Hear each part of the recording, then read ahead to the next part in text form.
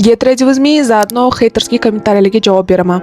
Birinchi kommentariy: nimaga sen o'zbek tilini, rus tilini bir-biri bilan aralashtiryapsan? Bitta tilda gapir. Endi давайте bitta narsani решим, обсудим, да? Вообще, Telegrammi, Instagrammi, blogimmi, YouTube'ni hammasini rus tilida olib borganman. Imanda odamlar o'zbek tilida gapiring, iltimos, biz sizni yaxshi ko'ramiz, biz sizni o'zbek tilida kuzatmoqchimiz degani uchun men o'zbek tilida gapirishga harakat qilyapman. Chut qiyinlik qilyapti, lekin meni odamlar ko'rib, menga havas qilib, meni ko'rayotgani uchun men ham harakat qilyapman shuni yaxshilashtirish uchun. Ikkinchi kommentariyim: 13 yoshga bog' va makiyaj qilib, yoshlarni nimaga o'rgatyapsan? Endi давайте bitta narsaga javob beray-da.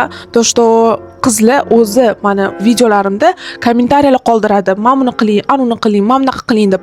Men o'zimning auditoriyamga прислушиваться qilaman. Eshitaman ular nima xohlayotganini. Shunga asoslab, shu auditoriyam eshitib, men shunaqa videolar, kontent qilishga harakat qilaman. Слишком ko'p harakat qilaman bo'lib ketadi. Boshqa so'z bilmayman.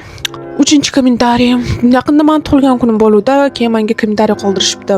Sen 30 yoshga o'xshaysan, 40 ga o'xshaysan, 35 ga to'ldingmi? Nima bu kommentariyalar anaqa yosh qizlardan emas, katta xotinlardan kelyapti.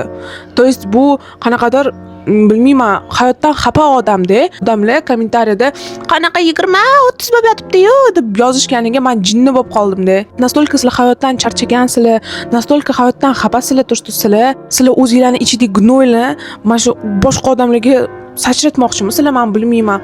Просто kommentariyani ma'nosi nimadaligini tushunmadim. Meni xafa qilishdan qo'rqmanglar. Men bunaqa kommentariyalardan xafa bo'lmayman. Urinib ham o'tirmanglar. O'zingizlarni vaqtinglarni ketkazib o'tirmanglar bunaqa haterskiy kommentariyalarga.